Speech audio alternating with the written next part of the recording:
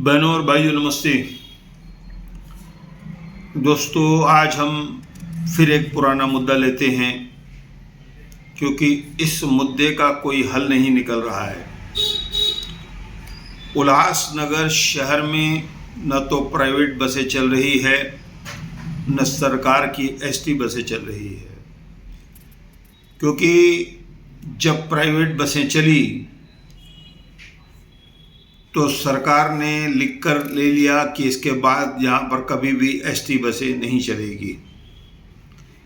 6 साल हो गए एसटी बसों को बंद होकर। जहाँ 6 साल हो गए एसटी बसों को बंद होकर और प्राइवेट बसों को बंद होकर, तो दूसरी तरफ हर साल चुनाव क्यों हो रहे हैं। लगभग सभी पार्टियों के चेयरमैन चुने जा चुके हैं, उन्हें भत्ता भी मिल रहा है। उसके साथ एक कमेटी रहती है, उसको भी भत्ता मिल रहा है।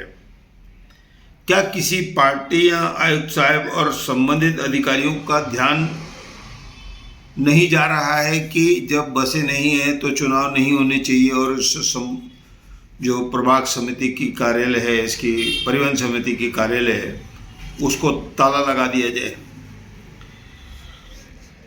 इस परिवहन भत्ते की आड़ में नेता अपने चेले चमचों को खुश करने के लिए यह सब कर रहे हैं।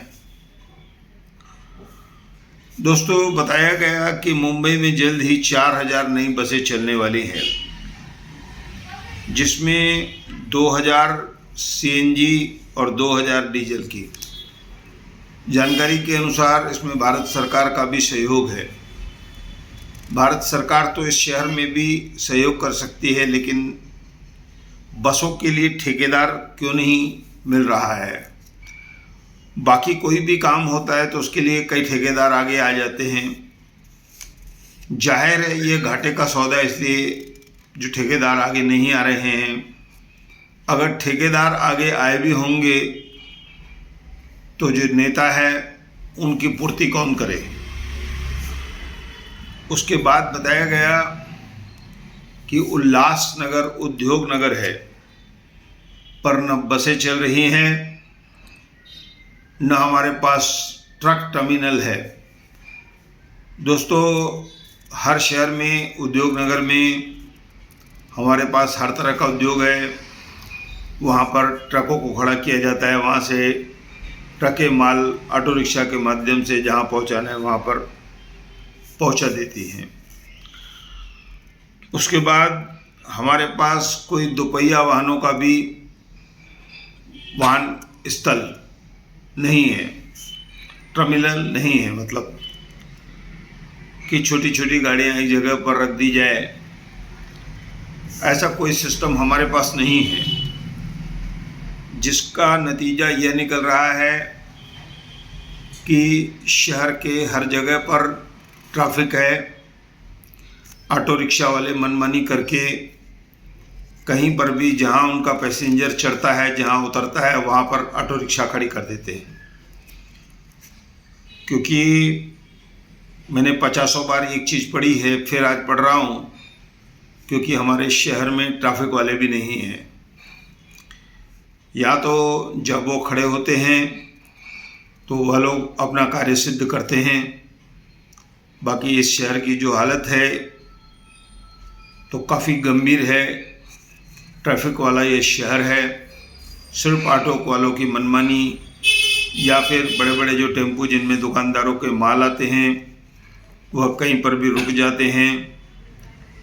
तो जब तक वो माल नहीं उतरता है तब तक गाड़ी आगे नहीं बढ़ती है, चाहे कितनी भी ट्रैफिक जाम हो जाए। तो कुल मिलाकर फिर मैं एक बार कहता हूँ कि जो आने वाला चुनाव है आप लोग उसको ध्यान में रखें कि 6 साल में हमारे शहर में गौर गरीबों के लिए जो बसें चलनी चाहिए वह क्यों नहीं चल रही है। उसके लिए जिम्मेदार कौन है। बहुत सालों से तो उल्लासनगर रेलवे स्टेशन, वहाँ से भी बसें गायब हो चुकी थी, क्योंकि वहाँ पर ऑटो रिक्शाओं का कब्जा होने के कारण बसें दूर खड़ी हो रही थी, लोग उस पर चढ़ नहीं रहे थे। तो इस तरह से सरकार का नुकसान हो रहा था और वही बसें भी बंद हो गई।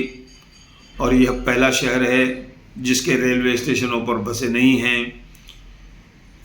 हमारे नेताओं को इस तरफ ध्यान देना चाहिए, ठेकेदारों को आकर्षित करना चाहिए कि वह यहाँ आकर बसें चलाएं, या फिर आप लोगों को चुनाव में इस मुद्दे पर नेताओं से बात करना चाहिए। ऐसा कहकर मैं धन्यवाद कह रहा हूँ।